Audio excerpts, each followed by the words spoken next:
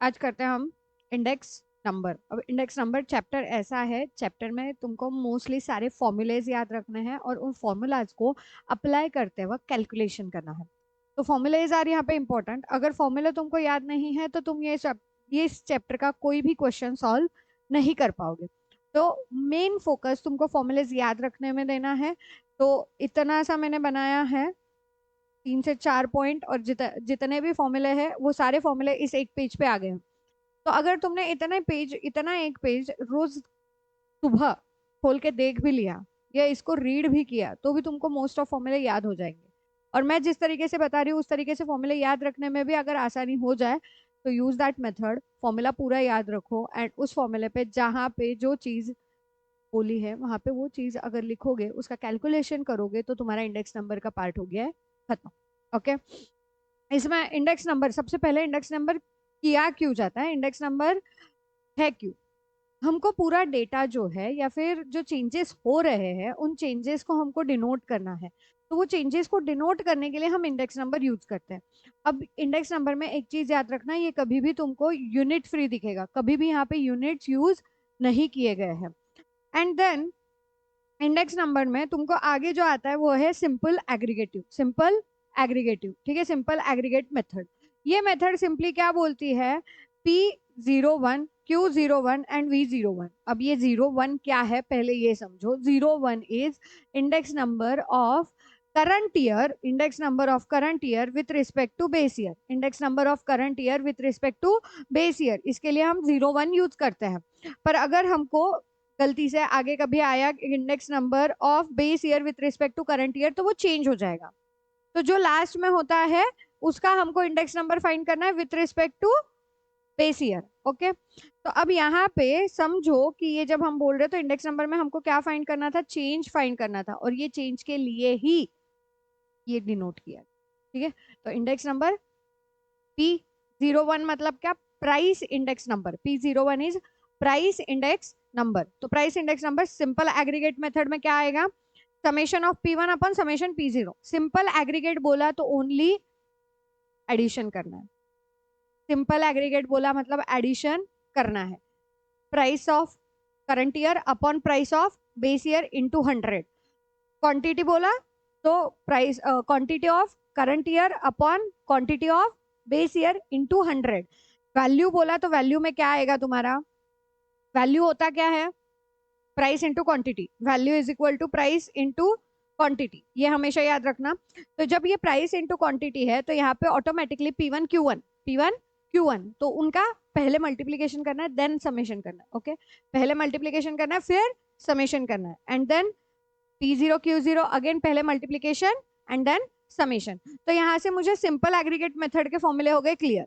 Simple aggregate में क्या करना है, सिंपली ऐड करना है and P1 upon P0, current year numerator में, बेस ईयर डिनोमिनेटर में। ओके। फिर आता है तुम्हारा weighted aggregate method. Weighted aggregate method में तुम्हारे पास बहुत सारे, क्या बोलते हैं उसको, स्ट्रेटिशियंस का नाम है। सबसे पहले आता है Laspeyres. Okay. Laspeyres price index number, Laspeyres price index number. ठीक है, प्राइस है तो प्राइस जैसे ही आता है तो क्वांटिटी बन जाता है मेरा वेट। प्राइस इंडेक्स नंबर पूछा तो क्वांटिटी बन गया मेरा वेट, और क्वांटिटी इंडेक्स नंबर पूछा तो प्राइस बन गया मेरा वेट। ओके। तो लैस्परेज क्या बोलता है, अब ये भाई साहब बोलते हैं कि ना जो पिछले साल की क्वांटिटी थी, जो बेस ईयर की क्वांटिटी, उसको लो वेट, उसको लो वेट। अब देखो सिंपल एग्रीगेट में फॉर्मूला क्या था, summation P1 upon summation P0। अगर मैं इसमें वेट्स डाल दूं, अगर मैं इसमें वेट्स डाल दूं तो Q0 राइट। तो मेरा फॉर्मूला क्या बना, summation P1 Q0 upon summation P0 Q0। तो यहाँ पे Q0 is a wait, Q0 को हमने वेट लिया है, और इंटू 100 करना हर क्वेश्चन में याद रखना। इंडेक्स नंबर में इंटू 100 किए बिना तुम्हारा आंसर कभी भी नहीं आएगा। इंटू 100 हमेशा है, और अगर इंटू 100 नहीं करना है तो वो 2 से 3 जगह है, कहाँ पे नहीं करना है वो बताती हूँ। ओके। देन अब लैस्परेज ने तो बोल दिया, लैस्परेज बोलता है कि नहीं, quantity of the base year इसी को कंसीडर करो वेट। पर पाशेस बोलता है ये तो गलत हो जाएगा ना, क्योंकि मैंने इस साल क्वांटिटी कुछ अलग अलग परचेस की है। और मुझे प्राइस इंडेक्स नंबर निकालना है, तो मैं प्राइस इंडेक्स नंबर तो इस साल का निकाल रहा हूँ, करंट ईयर का निकाल रहा हूँ। तो करंट ईयर का जब मैं प्राइस इंडेक्स नंबर निकाल रहा हूँ और मैंने अगर क्वांटिटी पिछले साल की ली है और इस साल के इसमें क्वांटिटी में चेंजेस है, तो मेरा प्राइस इंडेक्स नंबर करेक्ट नहीं आएगा। इसीलिए पाशेस बोलते हैं कि Q1 को लो weight, Q1 quantity of current year को लो वेट। तो फॉर्मूला अगेन चेंज। अब देखो तुम्हारा ये तो सेम है, summation P1 upon summation P0, तुमको बस वेट चेंज करना है। क्लियर? फॉर्मूला याद रखा रही हूँ मैं ओनली, मैं यहाँ पे तुमको क्वेश्चन कैसे सॉल्व करना है ये नहीं बता रही हूँ, ओनली फॉर्मूला याद कैसे रखना है ये बता रही हूँ। क्लियर हो गया? ठीक है, अब आगे चलते हैं। अब डॉर्बिश बाउली, डॉर्बिश बाउली ये बोलता है अशिज मैं तेरा भी नहीं सुनूंगा, लेस्परेज मैं तेरा भी नहीं सुनूंगा, मैं दोनों का एवरेज लूंगा, दोनों का एवरेज लूंगा। तो डॉर्बिश बाउली का मेथड देखो, सिंपल सिंपल है। डॉर्बिश बाउली का क्या दिया है, लेस्परेज का प्राइस इंडेक्स नंबर प्लस पाशेज का price index number divided by 2 into 100। अब यहाँ पे जब मैं देखो, मैंने अभी बोला था तुमको कब इंटू 100 करना है और कब नहीं करना है। अगर मैंने summation P1 Q0 summation P0 Q0 या फिर summation P1 Q1 upon summation P0 Q1 ये अगर लिया है तो मैं इंटू 100 करूंगी। ओके, पर अगर कोई क्वेश्चन में मुझे डॉर्बिश बाउली का जो प्राइस इंडेक्स नंबर है वो निकालना है, बट उसके लिए मुझे लेस्परेज का प्राइस इंडेक्स नंबर एंड पाशेज का प्राइस इंडेक्स नंबर दिया हुआ है, तो जब मुझे प्राइस इंडेक्स नंबर दिया है तो मैंने ऑलरेडी प्राइस इंडेक्स में इंटू हंड्रेड किया होगा, तो वहां पे हमको इंटू 100 नहीं करना। ओके, क्लियर है? सेम वैसे ही मार्शल एडवर्थ। अब मार्शल एडवर्थ क्या बोलता है कि डॉर्बिश बाउली ये तो तुमने कर दिया एवरेज, ठीक है, ये तो तुमने एवरेज कर दिया किसका, लेस्परेज एंड पाशेज का, पर इसका मानना है कि मैं क्यों ना क्वांटिटीज का एवरेज करके ले लूं, मैं क्यों ना क्वांटिटीज का एवरेज करके ले लूं। तो फॉर्मूला देखो, quantities Q1 plus Q0 and Q1 plus Q0 दोनों जगह वेट, वेट को पूरा एडिशन करके फिर प्राइसेस से मल्टीप्लाई करके लिया हुआ है। अदर वे तुमको अगर पूरा फॉर्मूला याद रखना है तो सिंपल सिंपल लेस्परेज का जो था वो लिख लिया, दोनों न्यूमरेटर डिनोमिनेटर में प्लस कर दो, दोनों जगह प्लस करना है। ओके, एंड अगेन पाशेज का लिख लिया इंटू 100। ठीक है, ये याद रखना है, ये याद रखने के लिए कि याद कैसे रखना है। ओके, इसके अलावा तुमको और जो जिस भी मेथड से याद है तो तुम उस तरीके से याद रख सकते हो, पर हमको फॉर्मूला याद रखना कंपलसरी है। ओके, देन आता है Fisher's ideal price index number. अब Fisher's ideal price index number क्या बोलता है कि ज्योमेट्रिक मीन लेंगे हम, ज्योमेट्रिक मीन लेंगे किसका, लेस्परेज एंड पाशेज का, लेस्परेज एंड पाशेज का ज्योमेट्रिक मीन लेंगे। अब ज्योमेट्रिक मीन क्या होता है, जितने भी हमको क्या बोलते हैं उसको, वैल्यूज दिए हैं, जितने भी वैल्यूज दिए हैं उनका मल्टीप्लीकेशन डिवाइड अंडर रूट में, अंडर nth रूट, जितने भी नंबर होंगे उतना रूट रहेगा। तो अब यहाँ पे तो मेरे पास दो ही है, लेस्परेज का एंड पाशेज का, तो जो भी प्राइस इंडेक्स नंबर आया उसको मल्टीप्लाई करो, अंडर रूट कर दो, तुम्हारा आंसर मिल गया। पर वही अगर मैंने पूरा पूरा दिया है, पूरा पूरा मुझे निकालना है, P1 Q0 Q0 P0 Q0 and summation P1 Q1 upon summation Q0 P1, अगर ये मैंने वैल्यूज निकाले हैं तो ये अंडर रूट करने के बाद मल्टीप्लाइड बाय 100 करना है। ठीक है, याद रखना। Then Walsh price index number. अब वॉल्श में सेम जैसे डॉर्बिश बाउली ने एवरेज किया था, फिशर्स ने ज्योमेट्रिक मीन लिया है, राइट? तो डॉर्बिश बाउली ने जब एवरेज किया तो मार्शल एडवर्थ ने क्या किया था, averaging of Q0 Q1। Okay, तो जब वॉल्श ले रहा है तो वॉल्श ने क्या किया, geometric mean of Q0 Q1। Okay, तो अंडर रूट Q0 Q1 से दोनों जगह मल्टीप्लाई करना है। फिर तुम्हारे और कुछ क्वेश्चन बनते हैं जाती वो बनते हैं तुम्हारे cost of living index number पे। ठीक है, cost of living index number, पहला aggregate expenditure method. Aggregate expenditure method मतलब तुम्हारा सिंपली लेस्परेज का फॉर्मूला। एग्रीगेट एक्सपेंडिचर मेथड तुमको बोला cost of living index number निकालो using aggregate expenditure method, simply Laspeyres का फॉर्मूला लिख देना, लेस्परेज का फॉर्मूला हमको याद रहता है। पर family budget method, family budget method बोला तो इसका मतलब मुझे इनकम एंड वेट दिया हुआ होगा, आई एंड डब्ल्यू दिया होगा, तो मेरा फॉर्मूला बनता है summation I W upon summation W, summation I W upon summation W. अब ये आई अगर नहीं दिया है, आई अगर नहीं दिया है, आई हमको डिटरमाइन करने बोला, तो हम आई कैसे डिटरमाइन करेंगे, relative index number. Relative index number क्या होता है? P1 upon P0 into 100, P1 upon P0 into 100, हर एक कमोडिटी के लिए, हर एक कमोडिटी के लिए, एंड W तो वेट रहेगा। ओके, क्लियर है? एंड देन रियल इनकम निकालने का क्वेश्चन, ये क्वेश्चन काफी बार आता है रियल इनकम निकालने का। तो real income is equal to income upon cost of living index into 100 is a real income. Okay, question पे चले। अब हमको क्या क्या दिया है देखो, मैंने क्वेश्चंस जनरली ऐसे सॉर्ट किए जहां पे तुम गड़बड़ कर सकते हो। मैंने वो बेसिक वाले क्वेश्चन नहीं लिए हैं जहां पे तुमको पूरा क्या बोलते हैं फॉर्मूला पुट करना है, उस फॉर्मूले से कैलकुलेशन करने हैं, वो वाले क्वेश्चंस मैंने कम लिए हैं। अदरवाइज अराउंड जैसे क्वेश्चंस है, यहाँ पे एक क्वेश्चन मैंने लिया है उसका, पर बचे हुए सारे क्वेश्चंस जितने भी है वो मैंने ट्राई किए हैं कि जहाँ पे तुम अटकते हो, जहाँ पे तुम्हारा माइंड चलता नहीं है कि यहाँ पे जाए कैसे, वैसे वाले क्वेश्चंस है। तो पहला क्वेश्चन देखो, फाइंड एक्स। अब ये एक्स कहाँ दिख रहा है तुमको? यहाँ पे करंट ईयर प्राइस कौन से? आर कमोडिटी का। Okay, when the price index number by simple aggregate method is 125। Simple, अब जैसे जैसे देखो क्वेश्चन को, मैं हमेशा मैथ्स में बोलती हूँ कि क्वेश्चन को तोड़ना सीखो, है ना? क्वेश्चन को तोड़ना सीखो। अब क्वेश्चन को कैसे तोड़ेंगे? प्राइस इंडेक्स नंबर तो दिया है, पर मेथड कौन सी है? सिंपल एग्रीगेट है। तो सिंपल एग्रीगेट मेथड का फॉर्मूला लिख लो, P01 इज इक्वल टू क्या है? Summation P1 upon summation P0 into 100, ये तुम्हारा फॉर्मूला है, राइट? अब इस फॉर्मूले में हमको क्या क्या चाहिए? समेशन P1 चाहिए, then do the summation of P1 and summation of P0। नहीं, ऊपर बेस ईयर है। हाँ, ये एक मिनट, हाँ ये बड़ा ध्यान रखना। हाँ, नहीं नहीं नहीं, ध्यान ध्यान रखना, जब भी बेस ईयर प्राइस दिया है, ओके, करंट ईयर प्राइस दिया है। अब ना हम गड़बड़ में रहते हैं एग्जाम में, हम पूरे गड़बड़ में रहते हैं, जैसे मैं अभी गड़बड़ में थी कि ये P1 है और ये P0 है। नहीं, चेक करो, ये बेस ईयर लिखा है, बेस ईयर तो आगे खुद ही लिख दो P0, लिख दो पहले P0, क्योंकि तुम्हारे माइंड को पता चले ये P0 है, तो वो ऑटोमेटिकली वहां पे P0 लेगा। तुम सोचोगे कि मैं लिखूंगा नहीं, मेरे को याद रह जाएगा, पर गलती से भी तुमने अगर ये चीज गलत कर दी तो मार्क्स जाएंगे, जबकि हमको सब आ रहा है।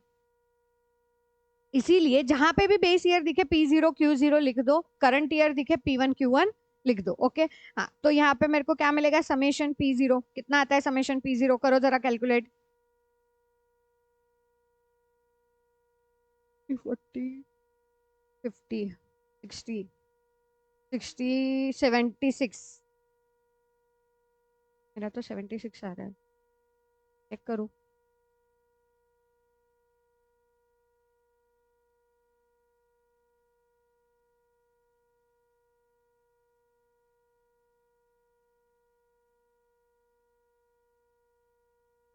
सेवेंटी सिक्स आता है। इसका चेक करो, समेशन P1, ये 50, ये 50 और ये 30, तो summation P1 is equal to 60 plus x.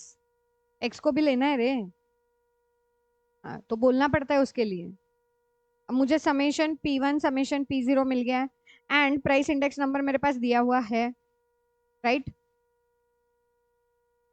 क्या करेंगे फिर? लिखो P1 के P01 के जगह पे 125 is equal to summation P1 60 plus X upon 76 into 100। क्या करोगे?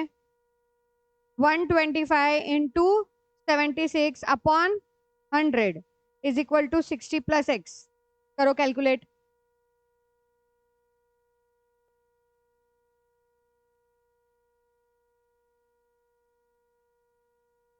95 आया। 95 is equal to 60 plus X, तो एक्स इज इक्वल टू कितना आया? 95 माइनस 60, 35 ना? 25 कहाँ से? क्यों गड़बड़ कर रहे हो रे? फर्स्ट क्वेश्चन ही है अभी तो, और इनके इस वाले चैप्टर में बहुत कैलकुलेशन करने हैं, तो ऐसे गड़बड़ मत करो। अब नेक्स्ट क्वेश्चन देखो, find y if price index number by simple aggregate method is 120 taking 1995 as a base year. अब यहाँ पे उन्होंने क्या किया है? अब क्वेश्चन का वापस चेंज कर दिया, 1995 एज अ बेस ईयर, तो 1995 जहां दिख रहा है वहां पे P0 लिखो, और जो बचा हुआ है वो P1 होगा, राइट। फॉर्मूला तो अभी वापस सेम है, सिंपल एग्रीगेट मेथड। क्या आएगा formula? Summation P1 upon summation P0 into 100। ये किसका फॉर्मूला है? Price index number. ओके, तो समेशन P0 निकालो, कितना आता है? 210 plus X, Y Y Y sorry, summation P0, फिर समेशन P1,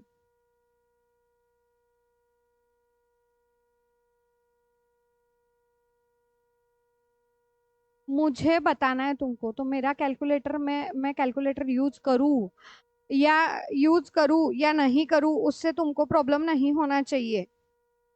तुमको कैलकुलेटर यूज नहीं करना है, ये तुम्हारा प्रॉब्लम है। मैं उसमें तुम्हारी हेल्प बस इतना कर सकती हूँ कि तुमको बार बार प्रैक्टिस करवा के ले लूँ कि खुद से कैलकुलेट कैसे करना है, पर उसके लिए मैं क्यों कैलकुलेटर से ना करूँ? 324 summation P01 120 is equal to 120 is equal to कितना आएगा? Summation P1 324 upon 210 plus y into 100। क्या करोगे? इसको 210 प्लस y, इसको इस साइड में ले लो, इस 120 को इधर शिफ्ट कर दो। 324 अपॉन 120 इंटू 100 कितना आता है देखो।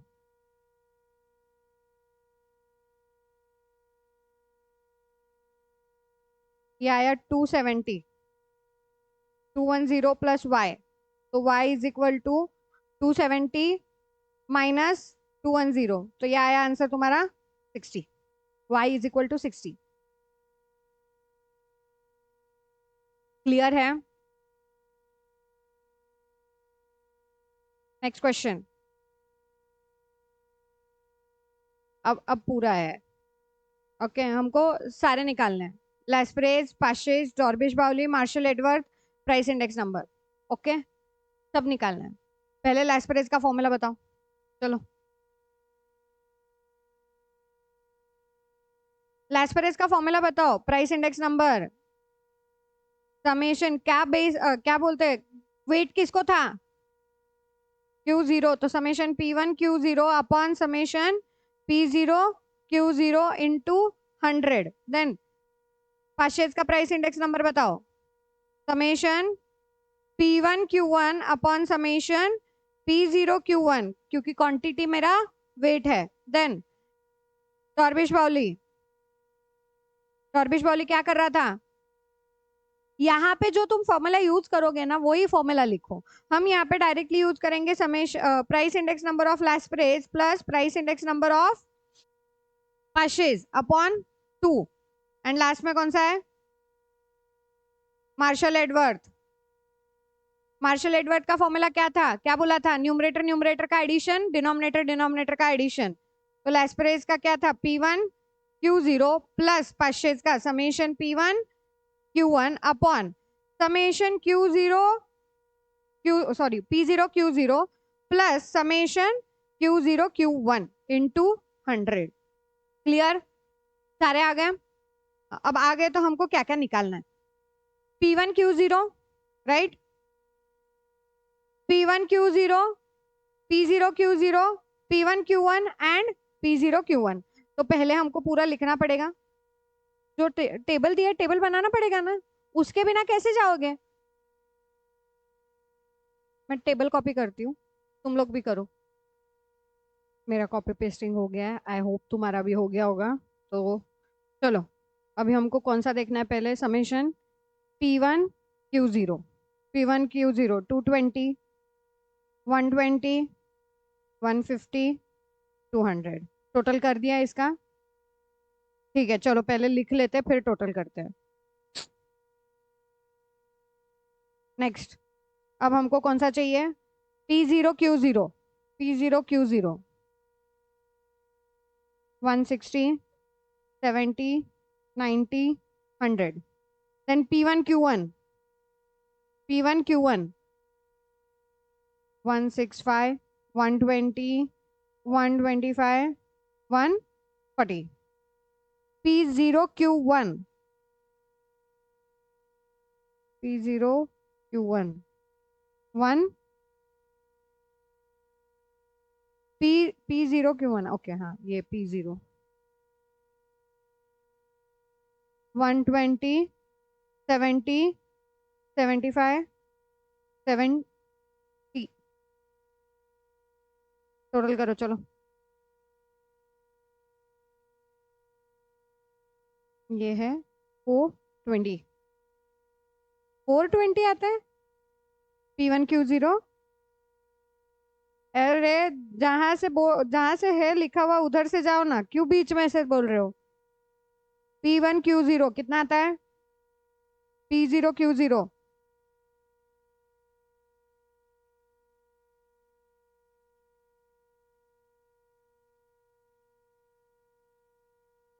420, P1Q1,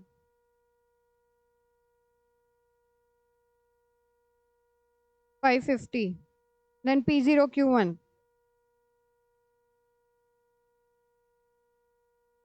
335। ओके आ गया। अब हमको क्या क्या निकालना है? फॉर्मूले हमने ऊपर लिख लिए थे ना? वापस लिखोगे? इतनी एनर्जी है तुम में कि तुम लिखोगे वापस? लिखना ही पड़ेगा। चलो, price index number Laspeyres is equal to summation P1Q0 upon summation P0Q0 into 100। लिखो अभी क्या आता है आंसर। 690 अपॉन 420 इंटू 100, करो क्या आता है।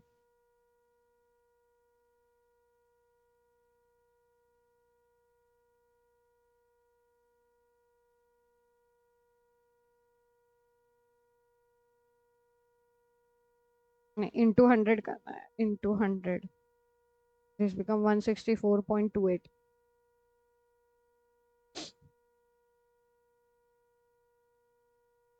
Price index number 500 summation P1Q1 upon summation P0Q1 into 100। तो summation P1Q1 550 upon summation P0Q1 335 into 100।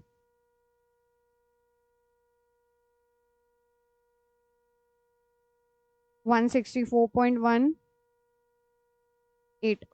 18 नहीं 17। आया?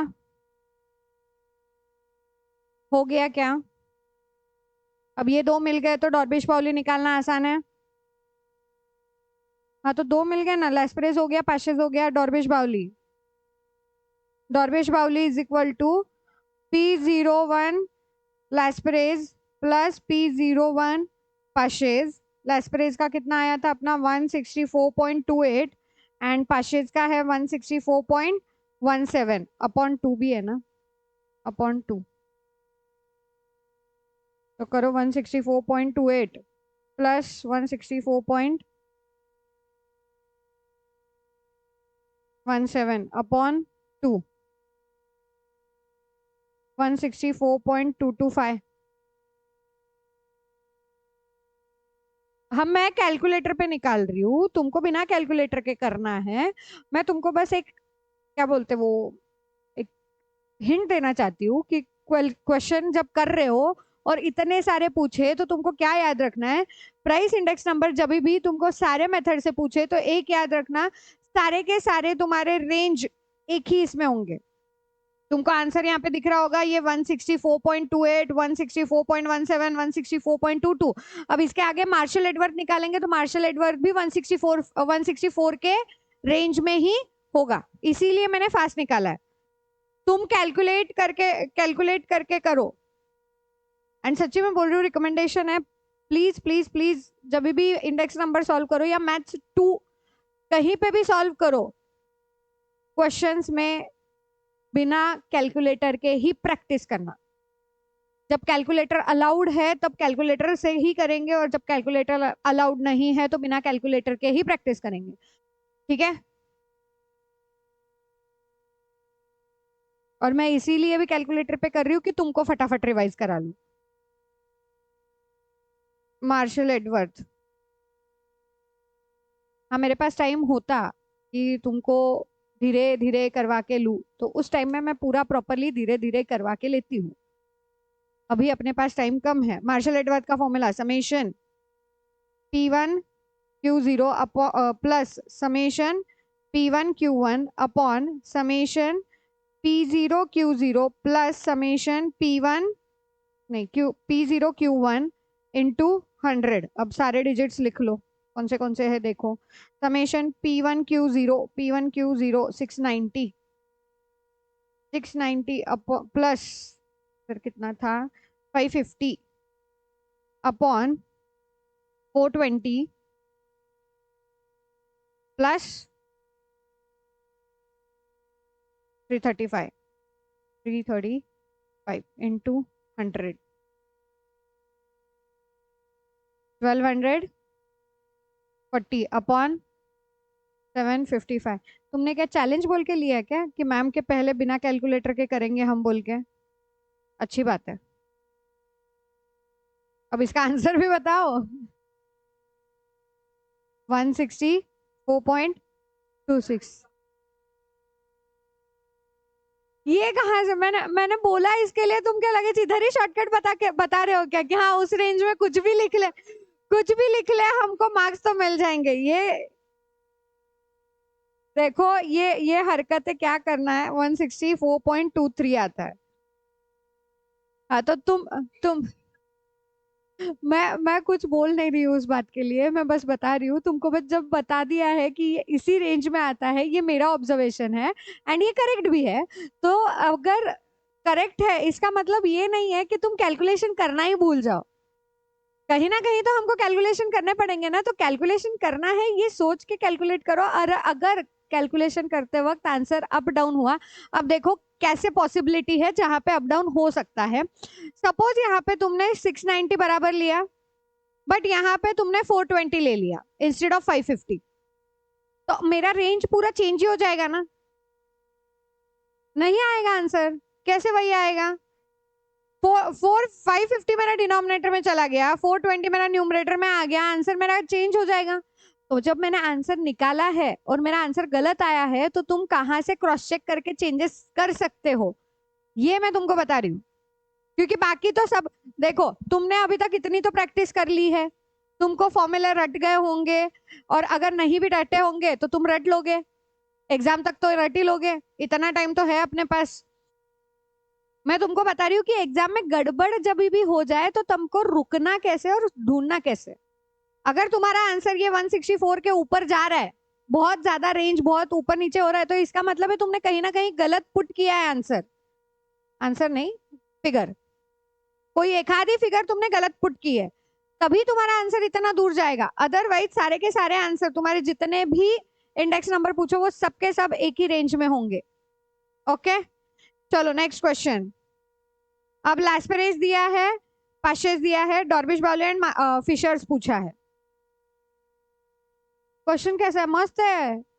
अरे कैलकुलेशन ही कम करने हैं। लैस्पेरेस दिया है, पाशेस दिया है, राइट? तो डॉर्बिश बाउली का फॉर्मूला क्या था? P01 Dorbish Bowley is equal to P01 Laspeyres plus P01 Paasche's upon 2। तो करो 90 प्लस 40 अपॉन 2, कितना आता है? 130/2, 75।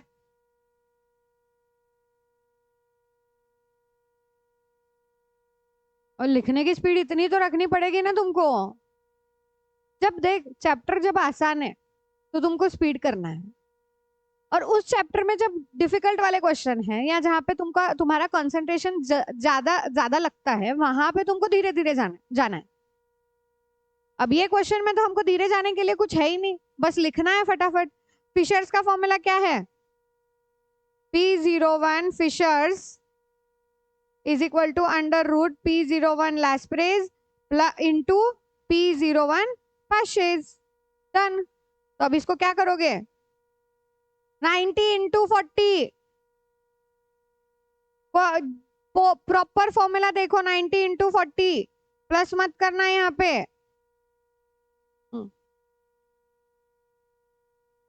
इसका स्क्वायर रूट, क्या बोल रहे हो रे, मेरे मेरे आंसर गलत लिखवा रहे हो तुम लोग।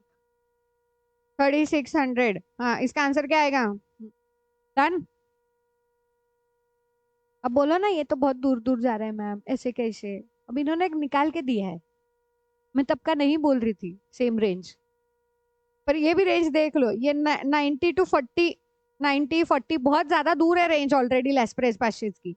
अगर लेस्परेज पाशेज ही बहुत आसपास होता तो ऑटोमेटिकली सारे के सारे बचे हुए तुम्हारे आंसर उसी रेंज में आएंगे। ठीक है, नेक्स्ट। अब हमको क्या क्या दिया है, P0Q0, P0Q1, P0Q1 दो बार आ गया रे। एक मिनट चेक करती हूँ क्वेश्चन में कहाँ पे ये है। यहाँ पे दिस इज समेशन P1Q0, ये उल्टा हो गया, P1Q0 350, और यहाँ पे ये समेशन P1Q1। अब मुझे सब दिया है, अभी जैसे हमने आंसर निकाले वैसे आंसर निकालना है, तो ये वाला क्वेश्चन तुम लोग कर लेना। ठीक है, कर लो, करके मुझे आंसर बताओ। 10 मिनट्स देती हूँ, 10 मिनट्स में करो और आंसर बताओ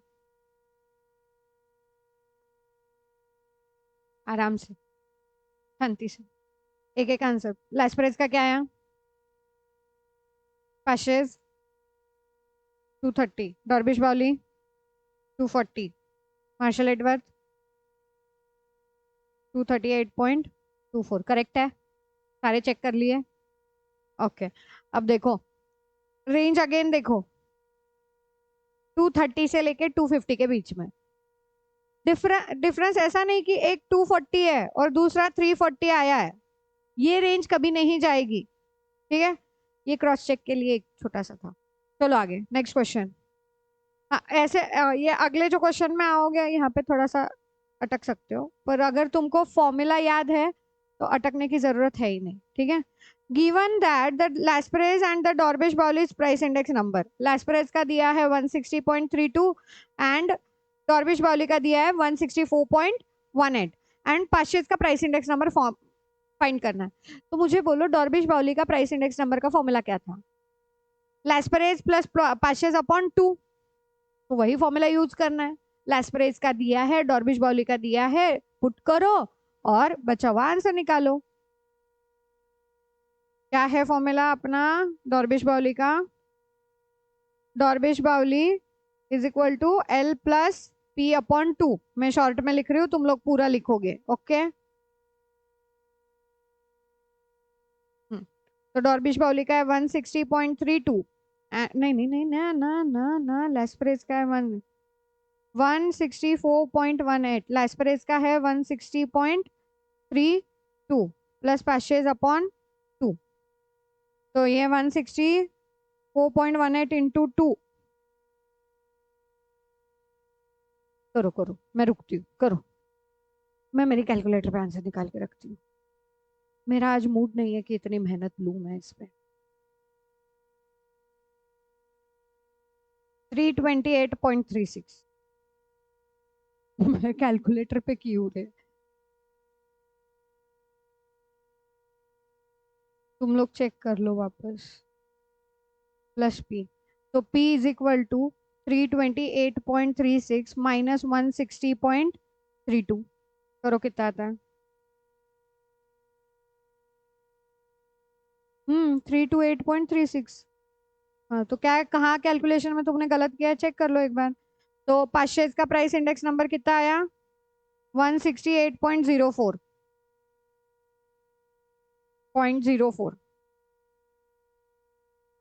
हाँ सिंपल, देख अब ऐसे क्वेश्चन तुमको लगता है कि अरे कहाँ से निकालेंगे, जनरल है, सिंपल मैथ्स में ना, जहाँ मैथ्स हो, इंडेक्स नंबर हो या मैथ्स का कहीं पे भी कोई भी क्वेश्चन हो जहाँ पे तुमको मिसिंग फिगर दिए जाए और तुम वहां पे गड़बड़ कर देते हो, और मिसिंग फिगर में गड़बड़ करने का रीजन यही है कि तुमको एग्जैक्ट वो फॉर्मूले में कहाँ पे क्या पुट करना है ये भूल जाते हो, या गड़बड़ी गड़बड़ी में कुछ भी कहीं पे भी पुट कर देते हो तो आंसर गलत ही आएगा। इसीलिए ध्यान रखो, सिंपल है, फॉर्मूला पुट करो। फॉर्मूला पुट करने के बाद जहां जहां पे सॉरी, फॉर्मूला में जहां जहां पे जो जो चीजें दी है वहां पे उसका उसका फिगर्स पुट करो, और जो चीज रिमेनिंग है उसका आंसर निकालो। अब वो रिमेनिंग का आंसर निकालने के लिए क्या करना पड़ेगा? प्लस का माइनस, माइनस का प्लस, मल्टीप्लीकेशन का डिवीजन, डिवीजन का मल्टीप्लीकेशन। नेक्स्ट, सेम ऐसा ही क्वेश्चन है। मार्शल एडवर्थ का दिया है प्राइस इंडेक्स नंबर और कुछ फिगर्स दिए हैं, और लेस्परेज का पूछा है, क्या करोगे? अब थोड़ा सा इसमें एक स्टेप बढ़ गया। मार्शल एडवर्थ का फॉर्मूला में मैं इसी में चेंज करती हूँ।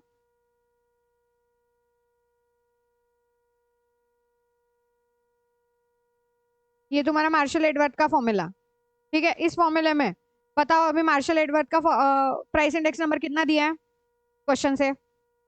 150। फिर P1Q0 दिया है क्या? समेशन P1Q0 दिया है क्या? तो नहीं दिया है, तो समेशन P1Q0 ऐसे कैसे? समेशन P1Q1 दिया है, जल्दी, क्या दिया है? P1Q1 350, P0Q0। पहले फिगर्स तो बताओ ना, तुम डायरेक्ट टोटल कैसे लिखोगे? वो एग्जामिनर गड़बड़ा जाएगा कि तुमने कॉपी किया है। वो एग्जामिनर सीधा सीधा गड़बड़ा जाएगा कि तुमने कॉपी किया है। फिर इंटू 100 तो है ही ना मार्शल एडवर्ड के फॉर्मूले में। 150 इंटू 600, ये 90,000 upon 100 is equal to summation P1Q0 plus 350। तो ये तुम्हारा 900 is equal to summation P1Q0 plus 350 आया। तो समेशन P1Q0 कितना आया? 650। 650 नहीं, अरे 350 इधर माइनस होगा, 900 माइनस 350 650, नहीं 550 बोल रही हूँ मैं, क्या गड़बड़ किया मैंने? 550। हाँ, सोपा था तो तुमको फिर पूछा क्यों पहले? अरे इतना बड़ा क्वेश्चन, ऐसा कैसा करेंगे? ऐसा करेंगे क्यों छोड़ के आए फिर? अगर पहले वाले को पहले कोई पेपर में छोड़ के आए हो तो तुम्हारी गलती है, क्योंकि तुमको समझ नहीं आया कि कर क्या रहे हो। सिंपल सिंपल कंसेप्ट है, अब समझ गया कि क्या गलतियां कर रहे हो, क्योंकि है तो कंसेप्ट आसान, तुमको तो बस फॉर्मूला रखना है, फॉर्मूला में जहां जहां जो जो चीजें दी है वो पुट करो। अब इसके आगे ये आंसर नहीं है, तुमको लैस्परेज निकालना है, लैस्परेज का प्राइस इंडेक्स नंबर निकालना है। तो लैस्परेज का प्राइस इंडेक्स नंबर का फॉर्मूला क्या है? Summation P1Q0 upon summation P0Q0 into 100। लैस्परेज ही निकालना है, ये देखो लैस्परेज बोला है। Read the question. मुझे समझ नहीं आता तुम लोग कभी कभी क्वेश्चन को क्यों इतना लाइटली लेते हो रे। क्वेश्चन से ही पता चलने वाला है ना कि हमको लिखना क्या है। वो उसी वजह उसी आदत के चक्कर में तो तुम्हारे सिंपल सिंपल मार्क हट जाते हैं, फिर बोलते हो मैथ्स में मार्क्स नहीं आते। तुम ऐसे करोगे तो नहीं आएंगे, ढंग से पढ़ोगे ढंग से लिखोगे तो अपने आप आ जाएंगे। कितना आसान है ये चैप्टर, और इस चैप्टर के क्वेश्चन में भी तुम मार्क्स कम करके आ जाते हो। क्या है ये बताओ, समेशन P1Q0 क्या आया? 550। अभी हमने आंसर निकाला, समेशन P0Q0 220 इंटू 100 कितना आएगा? 250 आता है। चेक करूं? नहीं, हम मुझे शक नहीं है। शक क्यों करूं? अल्टीमेटली मार्क्स मेरे नहीं जाने वाले, तुम्हारे ही जाने वाले, तो मैं क्यों शक करूं? चलो नेक्स्ट। अब कॉस्ट ऑफ लिविंग इंडेक्स का क्वेश्चन है, और हमको आई दिया है, डब्ल्यू दिया है। कौन सा नहीं लेना? हो गए ना सारे? वो अच्छा, वो वाला क्वेश्चन वो लिया नहीं ना मैंने। लेंगे, अभी पहले ये दो क्वेश्चन करते हैं, फिर लास्ट में वो क्वेश्चन लेते हैं, ओके? क्योंकि अभी ये कॉपी पेस्टिंग किए हुए है, तो पहले ये कर लेते हैं फिर उसको लेते हैं।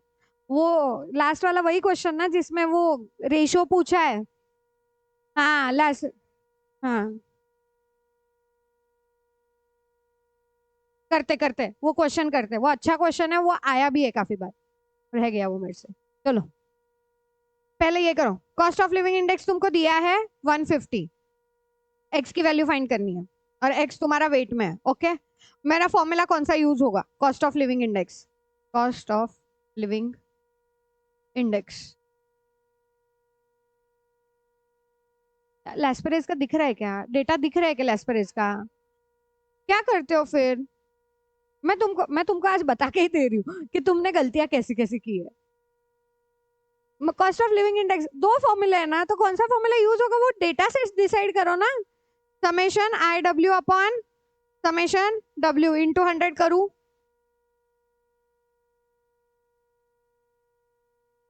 अरे मुझे कंफर्म करना है कि तुमको क्लियर है या नहीं फॉर्मूले।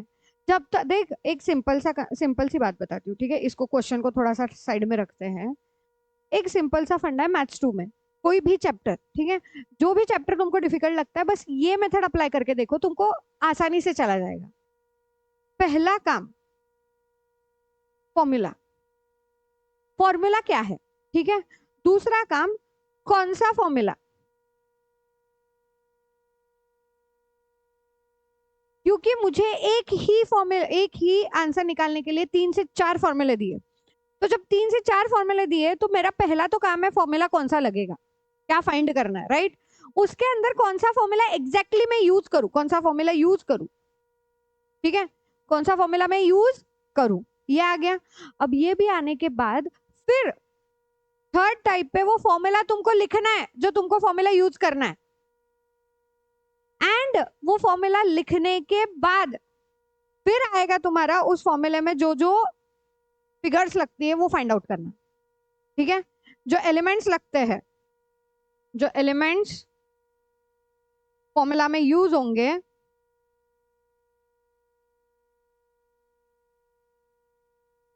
उसको ढूंढो या उसको फाइंड करो,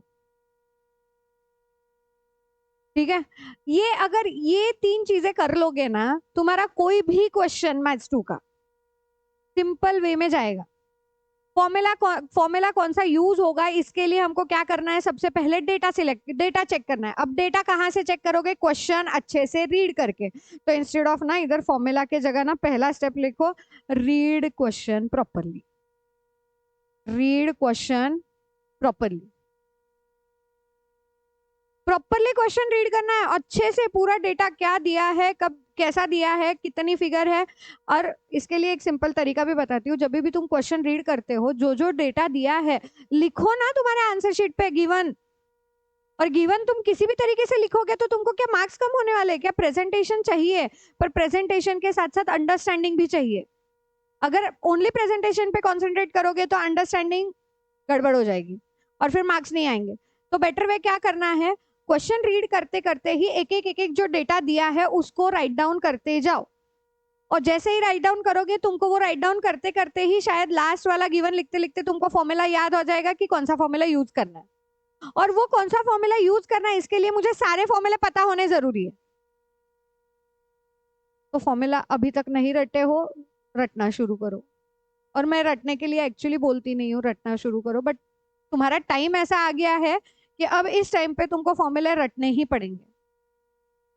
एटलीस्ट बेसिक जितने फॉर्मूले रट सकते हो उतने रट लो। इंडेक्स नंबर के हो जाएंगे फॉर्मूले, रिग्रेशन के फॉर्मूले याद हो जाएंगे बिकॉज ज्यादा फॉर्मूले नहीं है। टाइम सीरीज का भी फॉर्मूला याद हो जाएगा। बचा कौन सा? बचा फॉर्मूला नहीं, first and second chapter, commission brokerage, interest annuity, उसमें भी हल्के फुल्के फॉर्मूले हैं। और मैंने तुमको पूरे नोट्स बना के दिए हैं, यूज दैट नोट्स। उन नोट्स को बार बार भी रीड करोगे ना तो भी तुमको आधे से ज्यादा फॉर्मूला ऐसे ही आराम से लर्न हो जाएंगे, पर उसको खोल के देखना पड़ेगा।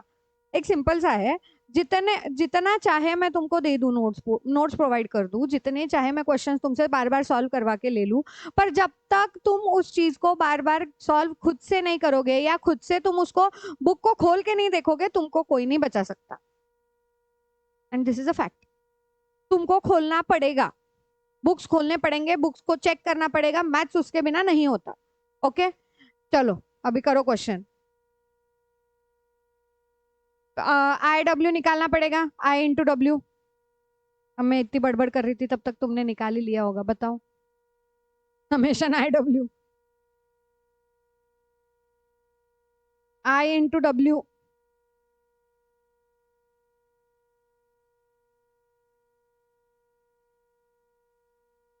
आगे।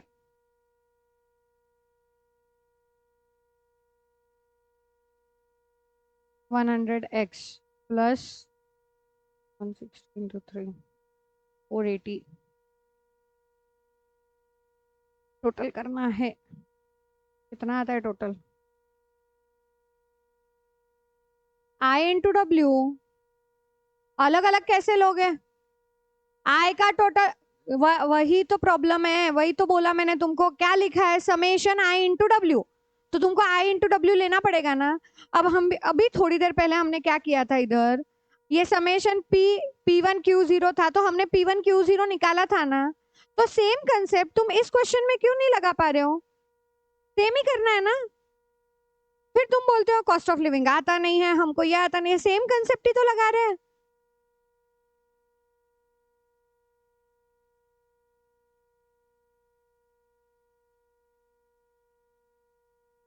हाँ, वाह करो, तुम लोग करो, मैं बोलती ही नहीं हूँ।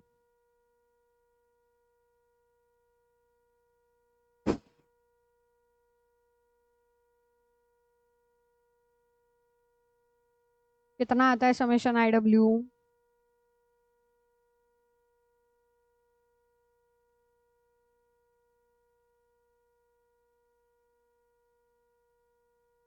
$3,600 प्लस 100x। 3,700 प्लस x कैसे बोला फिर तुमने? प्लस क्यों करना है? जब x है उसके साथ तो एडिशन हो सकती है क्या? फिर अपॉन समेशन w बताओ। 9 + 9 18। 100x कहां से आया? Summation w। चेक कर भाई, चेक कर कितना होता है।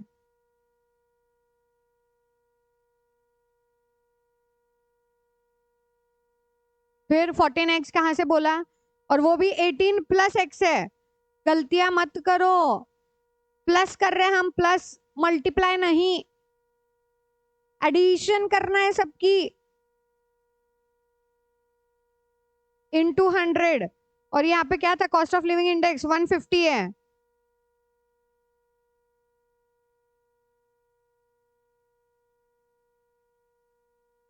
अब देखो, छोटी छोटी मिस्टेक तुमने की, ठीक है। और एकदम मतलब अब ऐसा लग रहा होगा क्या बकवास मिस्टेक करके आते थे हम लोग, पता ही नहीं था हमको ऐसे करते हैं ना। चलो करो आगे आंसर, करो ना फिर। 150 इंटू 18 कितना आता है? 2700 प्लस 150x। अगर डायरेक्ट स्टेप नहीं आती है बेटा, तो ना क्या करना होता है पता है क्या? ये स्टेप नेक्स्ट इसमें कर लो, ये वाली स्टेप नेक्स्ट इसमें करो। इधर लिखो 150 into 18 plus X upon 100 is equal to 3600 plus 100x। लिखो ऐसे, क्यों गड़बड़ कर रहे हो? 2700 प्लस 150x, ये अपॉन 100 को इस साइड मल्टीप्लाई किया तो भी चलेगा। एक्चुअली 100 आता ही नहीं है 100।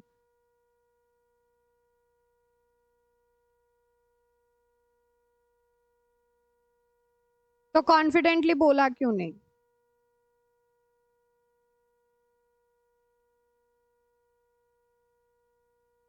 हंड्रेड एक्स, हाँ। बोलो अभी आगे क्या होगा?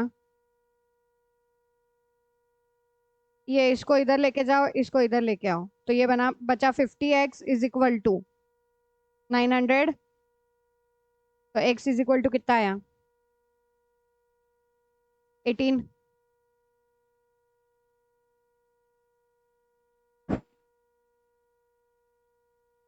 डन। चलो next, last. Cost of living index number for the year 1995 and 1999, 140 and 200. A person earns 11,200 per month in 1995. What should be his monthly earning in 1999 in order to maintain his standard of living in 1995? जो 1995 में उसका standard of living था, अभी उसका standard of living उतना ही होना चाहिए, इसीलिए हमको क्या उसका अर्निंग है वो निकालना है। ठीक है, तो रियल इनकम वाला फॉर्मूला। ओके, तो यहाँ पे हम क्या करेंगे, समझने के लिए पहले समझो क्या होगा। ये 1995 है और ये 1999 है। ओके, 1995 में इंडेक्स नंबर है 140 एंड 1999 में है 200 और अर्निंग दी है। ठीक है, इनकम दिया है, इनकम कितना है 11,200 और यहाँ का इनकम पूछा है, क्या करोगे? हम्म,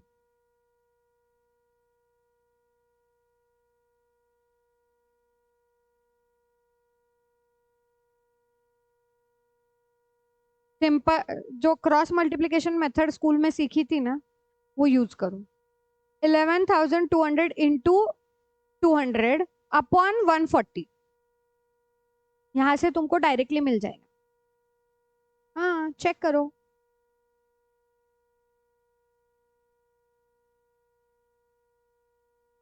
कॉस्ट ऑफ लिविंग इंडेक्स नहीं पूछा है, अर्निंग पूछा है, अर्निंग, मंथली अर्निंग।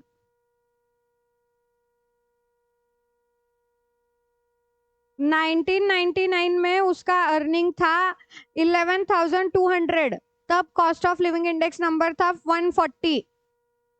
आज cost of living index number हो गया है 200, तो इस टाइम पे उसकी क्या अर्निंग होनी चाहिए जो वो same cost of living, standard of living maintain करे। अब स्टैंडर्ड ऑफ लिविंग मेंटेन करना है मतलब क्या करना है, अगर उस टाइम पे 11,200 था तो 140 के अकॉर्डिंग जा रहा था, राइट? तो कितना आया, इंटू 100 कर दे वापस, 11,200 अपॉन 140 इंटू 100, ये कितना आ रहा है, 8,000 कुछ आएगा।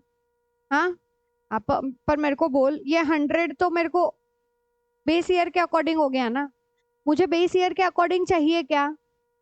नहीं, मुझे कौन से अकॉर्डिंग चाहिए, करंट ईयर मेरा कितना है 200, मुझे 200 रहते वक्त मेरे को same standard of living maintain करना है जो 140 पे था, तो यहाँ पे 200 से मल्टीप्लाई होगा। ठीक है, इसीलिए मैंने क्रॉस मल्टीप्लीकेशन मेथड बोला था। 200 से मल्टीप्लाई होगा तो इंटू 200 करेगा तो कितना आया तेरा, 11,200 अपॉन 40, नहीं 140,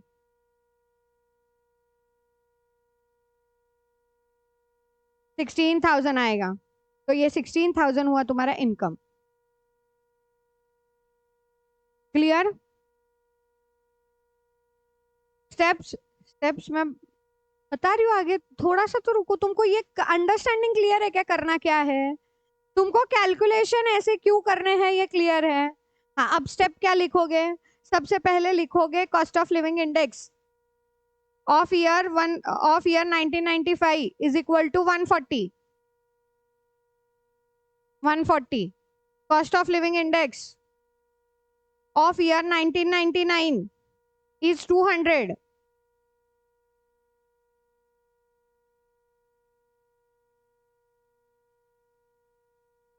1999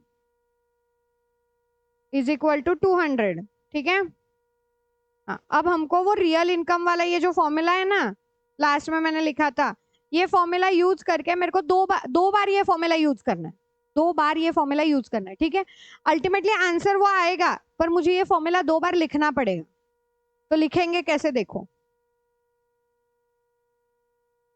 पहले तुमने कॉस्ट ऑफ लिविंग इंडेक्स निकल लिया दोनों का, हाँ, और फिर वो income, monthly income, monthly income कितना है ऑफ ईयर 1995 कितना था 11,200,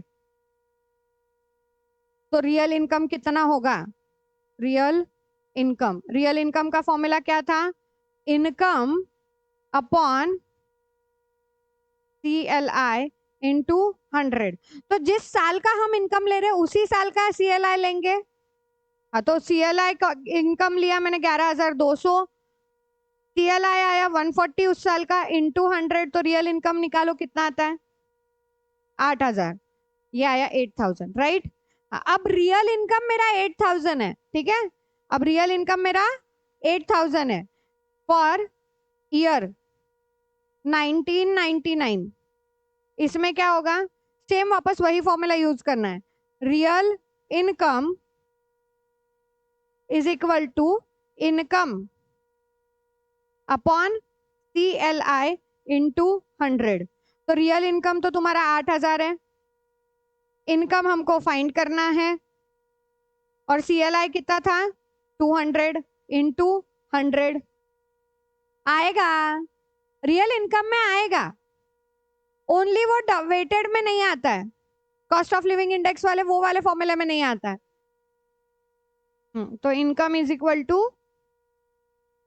16,000 पर मंथ, ठीक है। ये क्यों किया हमने, हमने पहले इसको बेस ईयर के अकॉर्डिंग रियल इनकम निकाला कि उस साल में हमने 8,000 के अकॉर्डिंग मेरा स्टैंडर्ड ऑफ लिविंग था, तो रियली मेरा इतना था, तो उसको ही हमने वापस क्या किया, रियल इनकम के फॉर्मूले में चेंज करके इनकम फाइंड आउट कर लिया। ओके, क्लियर है, समझ आ गया। हाँ, तुमने जो क्वेश्चन बोला था मुझे एक बार क्वेश्चन रिपीट करो। वेट में चेक करती हूँ कहाँ पे, वो शायद आई थिंक कौन सा है तुम्हारा, 5.2 का लास्ट क्वेश्चन है ना।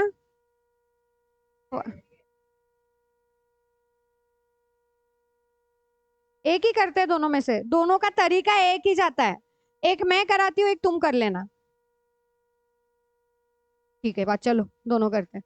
क्या दिया है क्वेश्चन देखो, मैं शॉर्ट में लिख रही हूँ क्वेश्चन, तुम लोग एक्सरसाइज का क्वेश्चन नंबर निकाल के चेक कर लेना। Okay, if the Laspeyres price index number, Laspeyres का प्राइस इंडेक्स नंबर है, ओके,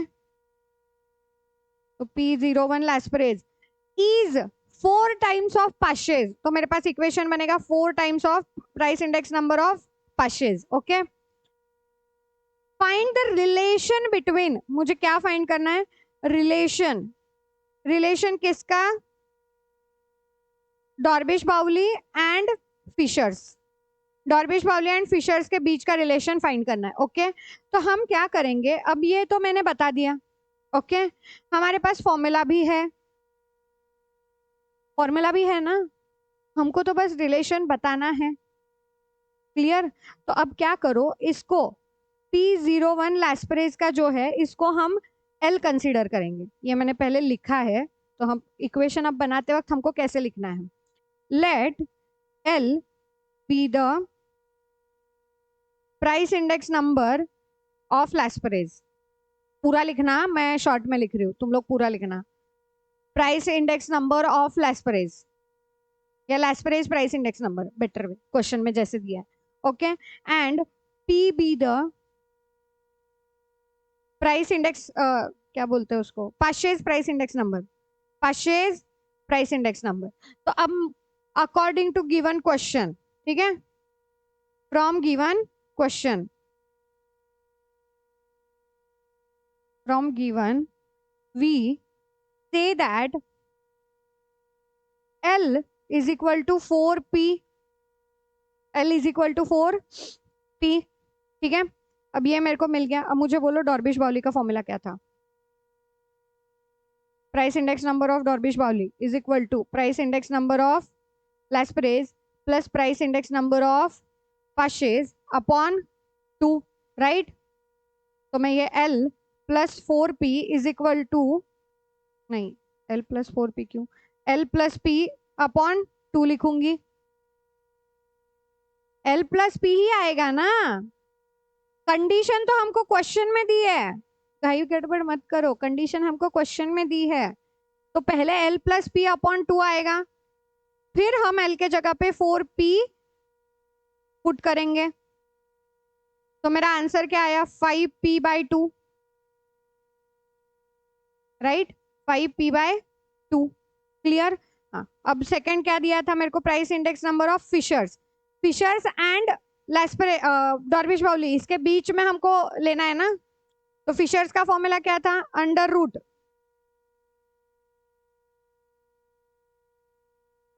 फिर प्लस बोला,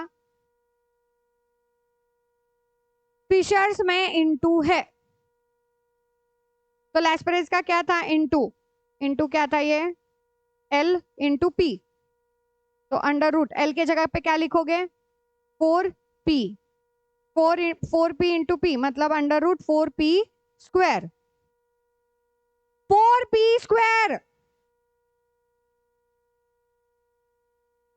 अरे नहीं, तुम में कॉन्फिडेंस आ रहा है, अच्छी बात है, पर कॉन्फिडेंस कहाँ से लेके आ रहे हो गलत लिखने का, इंटू के जगह पे प्लस बोलते हो, प्लस के जगह पे इंटू कर रहे हो, कर क्या रहे हो,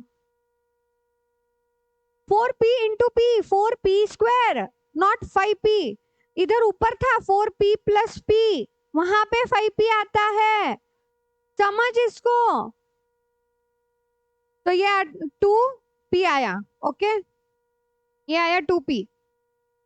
अब हमको दोनों का रिलेशन लगाना है, राइट, हाँ हाँ पूछा है तो रिलेशन लगाना पड़ेगा, काय को करने का क्या है अरे पहले क्वेश्चन तुम ही बताते हो फिर क्वेश्चन करते वक्त तुम बोलते हो क्यों करना है क्या करूँ रे मैं, बताओ जरा।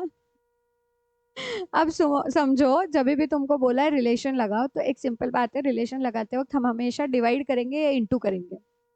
अब मुझे पी पी हटाना है, राइट, आइदर मुझे पी पी हटाना है या फिर कुछ तो ऐसा लेके आना पड़ेगा जहां से मेरा पी हट जाएगा, तो पी हटने का एक ही तरीका है, डिवाइड करूंगी तब।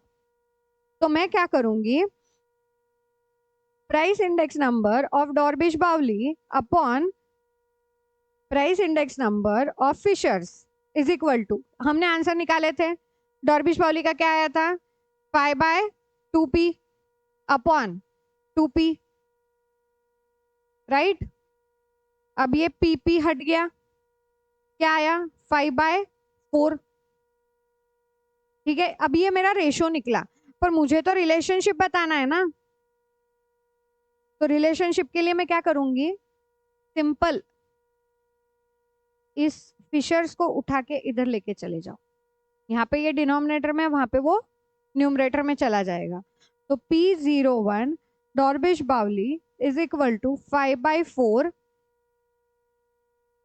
फिशर्स। अब इसका रिलेशन वर्ड्स में कैसे लिखोगे, द प्राइस इंडेक्स नंबर या Dorbish Bowley's price index number is 5/4 times, 5/4 times of Fisher's price index number, times of Fisher's price index number, done. इसका अगला क्वेश्चन क्या था, क्यों, अब समझ आ गया, मैंने इसीलिए बोला था कि एक क्वेश्चन मैं करा के देती हूँ, एक क्वेश्चन तुम करो, पर अभी अभी अभी तुम बोल ही रहे हो तो ना, इसका ना एग्जैक्टली ये जो क्वेश्चन है इसका एग्जैक्ट अपोजिट क्वेश्चन है वो, नहीं उन्होंने दिया है, उन्होंने क्या दिया है देख, Dorbish Bowley and Fisher's price index number are 5 and 4।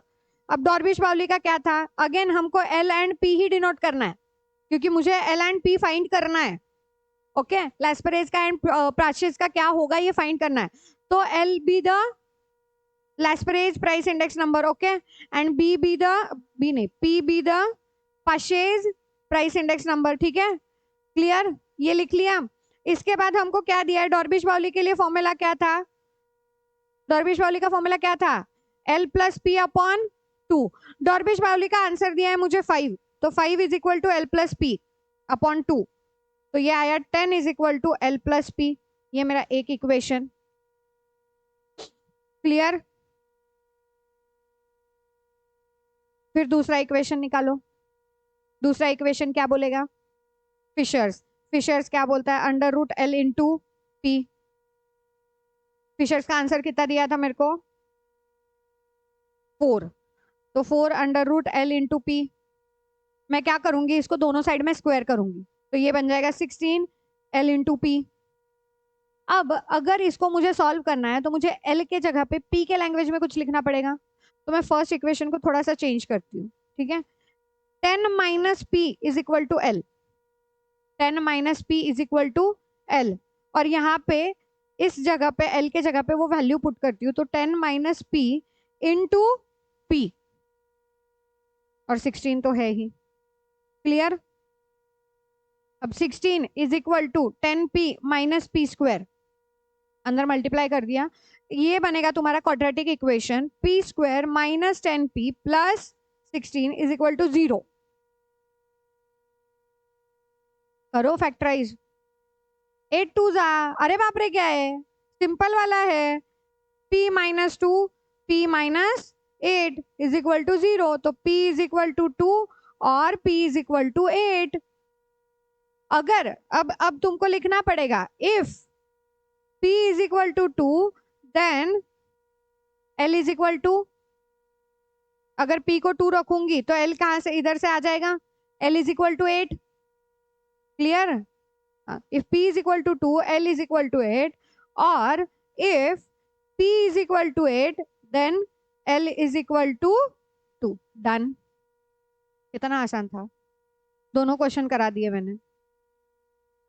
मुझे पता था कि तुम दोनों क्वेश्चन नहीं कर पाओगे, पर तुमने बोला था कि मैं करूंगा ट्राई, पर फिर भी ठीक है, मैंने करा दिया अभी। Index number done.